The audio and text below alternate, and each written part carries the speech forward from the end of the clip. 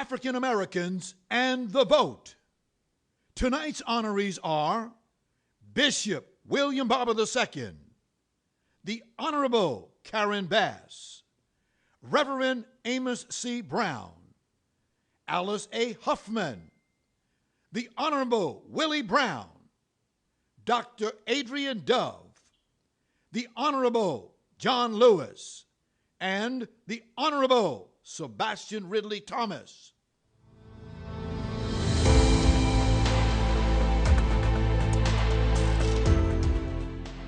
Bishop William J. Barber II is pastor of Greenleaf Christian Church, Disciples of Christ in Goldsboro, North Carolina, and president and senior lecturer of Repairers of the Breach. He is also architect of the Forward Together moral movement that gained national acclaim with its Moral Monday protest at the North Carolina General Assembly. These weekly actions drew tens of thousands of North Carolinians and other moral witnesses to the state legislature. More than 1,050 peaceful protesters were arrested, handcuffed, and jailed. He is on a mission that draws on the history and unfinished work of Dr. Martin Luther King Jr., the Poor People's Campaign, which called for Americans to stand up against what King called the triplets of evil: systemic racism, poverty, and militarism. This highly sought-after speaker is a son of activist parents who helped integrate North Carolina's school system. He has keynoted hundreds of national and state conferences, including the 2016 Democratic National Convention. Barber's career is a combination of the political and the religious. He argues politics from a theological perspective, working for justice, equality, and equity for the underserved people. He has served as president of the North Carolina NAACP, the largest state conference in the South since 2006, and sits on the National NAACP Board of Directors.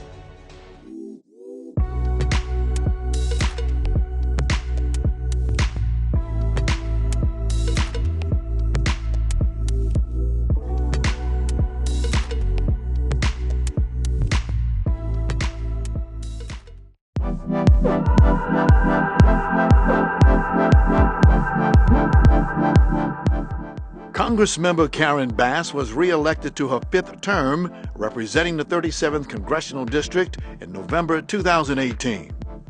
She serves on the House Committee on Foreign Affairs, where she is the chair of the Subcommittee on Africa, Global Health, Global Human Rights, and International Organizations.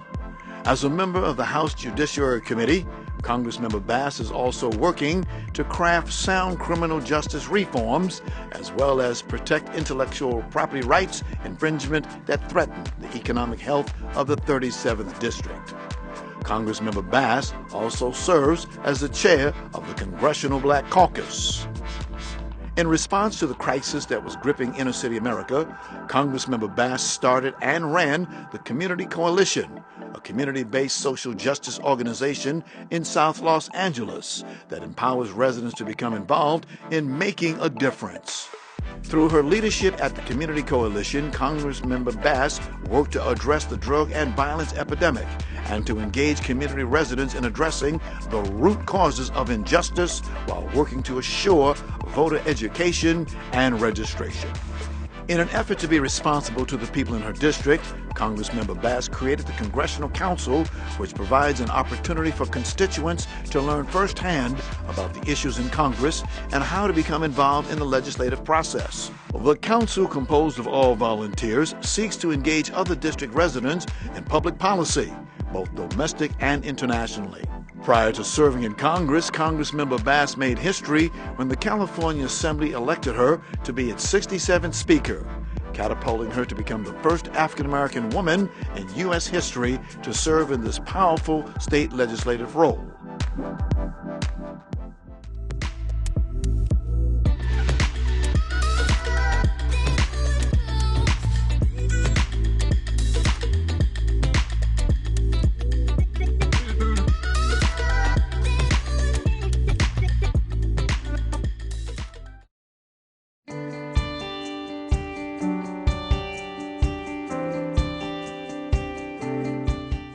Dr. Amos Brown, known among world leaders, presidents, celebrities, and academians alike for his trademark activism, intellectual discipline, and masterful oratory, Dr. Amos C. Brown is a legend in his own time. Tutored by Medgar Evers, Benjamin Mays, and Dr. Martin Luther King Jr. as one of the 8 students in the only class Dr. King taught at Morehouse College, it was there that the quest for equality was birthed in Dr. Brown. A native of Jackson, Mississippi, Dr. Brown had been pastor of San Francisco's Third Baptist Church since 1976. He has grown that church into a cornerstone for civil rights and social justice in the Bay Area and beyond. Dr. Brown was awarded the Martin Luther King Jr. Ministerial Award for outstanding leadership and contributions to the Black church in America. He was also inducted into the International Hall of Fame at the King International Chapel at Morehouse College. He has worked his entire life to uphold voting rights laws, educating young voters, and to assure fairness and transparency at the polls.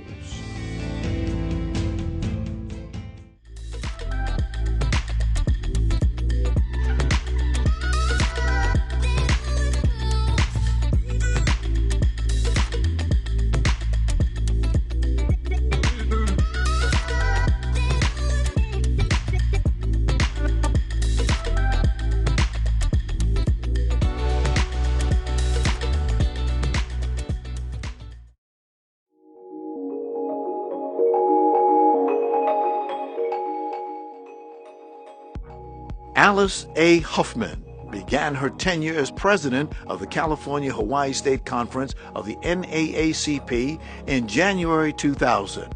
Under her leadership, the organization has accelerated into one of the most sought-after groups in California's policy arena. She believes that the NAACP is the constant voice for low-income African Americans and people of color. She also works to eliminate the discrepancy in the criminal justice system that houses a disproportionate number of African Americans. She's a member of the National Board of Directors of the NAACP and devotes a significant amount of time to the organizational development, leadership training, upholding voting rights, and always having a watchful eye on voter suppression. Alice enjoys outstanding relations with the NAACP local, community, state, and national leaders, as well as leaders in the business, nonprofit, and community sector. In initiative campaigns, strategic public policy issues, Huffman is a graduate of UC Berkeley in social cultural anthropology and a member of Phi Beta Kappa. She has many distinguished awards for which she has been extremely honored and humbled by the recognition for the work she loves. The highest honor given to her was May 2018, when the president of the Sacramento State University gave her an honorary doctorate degree. She also joined the governor in his redistricting campaign to ensure that citizens elect political leaders by districts based on communities of interest rather than power lines for politicians. Alice Huffman fights for the rights of all disenfranchised people.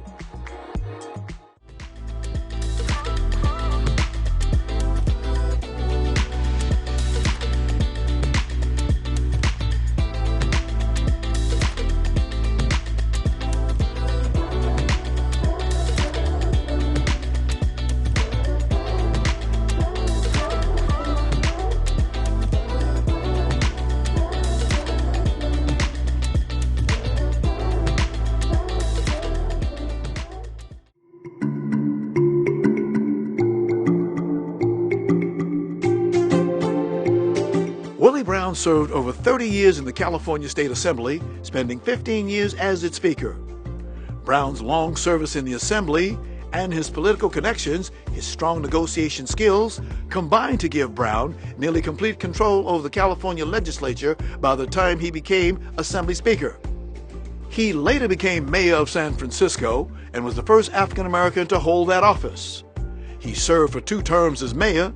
The San Francisco Chronicle called Brown one of San Francisco's most notable mayors, adding that he had, quote, celebrity beyond the city's boundaries.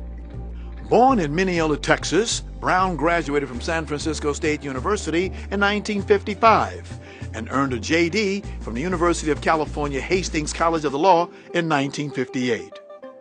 Brown became the Democrats' whip in 1969 and then became Speaker in 1980. He was known for his ability to manage colleagues and maintain party discipline. Brown's long service in the Assembly and his political connections, his strong negotiation skills, and the Assembly's tenure system for leadership appointments combined to give Brown nearly complete control over the California legislature by the time he became Assembly Speaker. According to the New York Times, Brown became one of the country's most powerful state legislatures.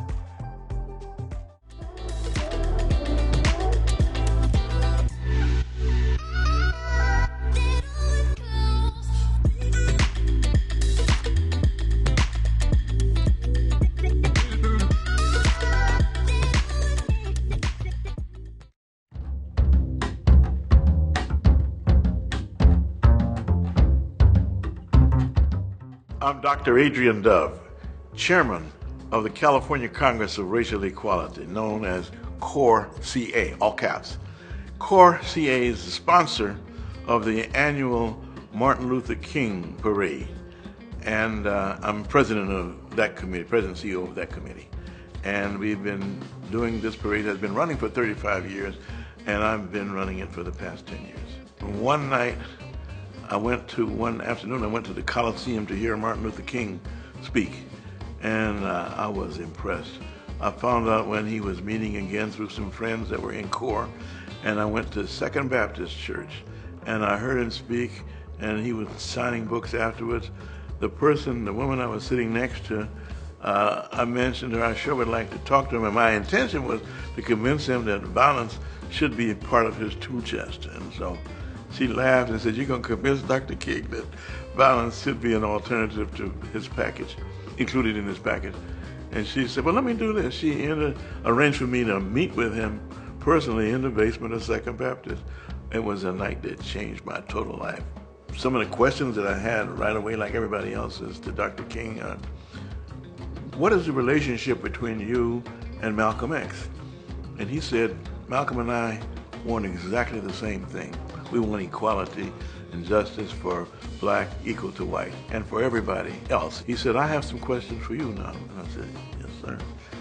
He said, "What do you think about coming down south and joining me in Alabama, Mississippi, and Carolina to register black folk to vote under the new law that was passing Congress that year, 1964, 65? And I said, "Never thought about it. I really was here to convince you something, and now he convinced me." So to make a long story short, 2 weeks later I found myself took leave from my job as a parole officer, and I was down in Atlanta, Georgia at the Freedom House on Sweet Auburn Street studying how to be nonviolent. What is the state of the black vote today? Democracy itself is a form of dictatorship. It wasn't used in Egypt, in ancient Kemet.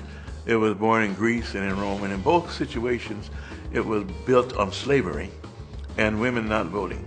Democracy is a dictatorship of the simple majority. The majority is always right, and therefore the minority is always wrong. So we have to do something in addition to the vote, but you can't get there without first having the vote. But Dr. King's work was unfinished. Securing the vote, getting some people in office that we can work with is the first step. It's really first, second step, and then the economic component, such as what the BBA does, and such as what CORE California does, the economic and getting an equity piece.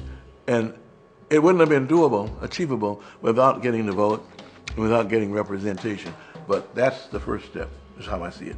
And so we're now moving on to the next step. It's a thrill for me to be working on Dr. King and to work together with the legendary Willie Brown and Alice Huffman and Karen Bass and Sebastian and the other folks that are equally involved in continuing the mission of Dr. King through the vote and everything else that it triggers.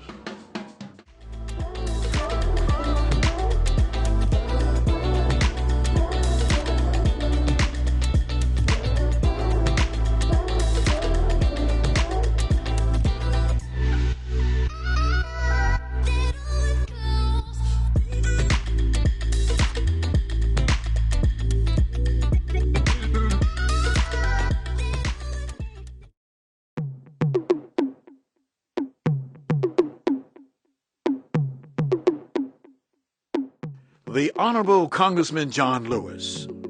Often called one of the most courageous persons the civil rights movement ever produced, John Lewis has dedicated his life to protecting human rights, securing civil liberties, and building what he calls the beloved community in America.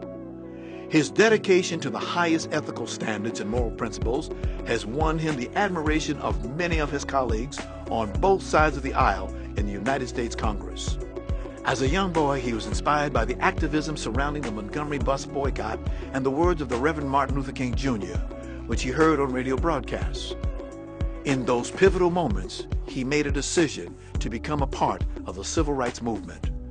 Ever since then, he has remained at the vanguard of progressive social movements and the human rights struggle in the United States. As a student at Fisk University, John Lewis organized sit-in demonstrations at segregated lunch counters in Nashville, Tennessee. In 1961, he volunteered to participate in the Freedom Rides, which challenged segregation at interstate bus terminals across the South. In 1964, John Lewis coordinated SNCC efforts to organize voter registration drives and community action programs during the Mississippi Freedom Summer. The following year, Lewis helped spearhead one of the most seminal movements of the civil rights movement. Hosea Williams, another notable civil rights leader, and John Lewis led over 600 peaceful, orderly protesters across the Edmund Pettus Bridge in Selma, Alabama on March 7, 1965. They intended to march from Selma to Montgomery to demonstrate the need for voting rights in the state. The marchers were attacked by Alabama state troopers in a brutal confrontation that became known as Bloody Sunday. News broadcasts and photographs revealing the senseless cruelty of the segregated South helped hasten the passage of the Voting Rights Act of 1965.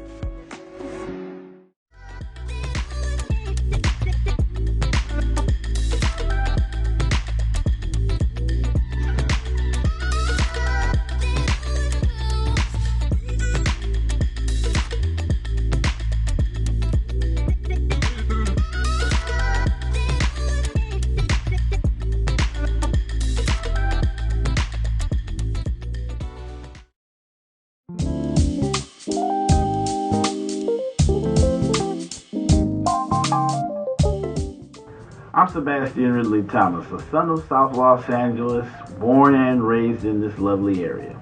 I became involved in civic engagement by really being brought to events as a child and listening to what my parents talked about at the dinner table. In 2013, after a series of special elections, I decided at the age of 25 to pursue a state assembly seat, and was privileged to serve 3 terms in the state assembly. Now, as an entrepreneur, as a business person, and as a civic leader, I lead the African American Voter Registration, Education, and Participation Project. I stand on the shoulders of giants. The black vote looks different now, but it is as critical and as pivotal as ever. We will determine those who will serve up and down the ballot in all areas of power. And make no mistake about it, everyone is counting on Black California to make an informed decision. We are concerned as a people about leadership, about quality, about inclusion, and about opportunity. And we are a sophisticated portion of the electorate because we've been voting longer, stronger, and with the level of intentionality that is only imagined in the founding documents of this country. We believe in the vote. It is our franchise, and we take it serious.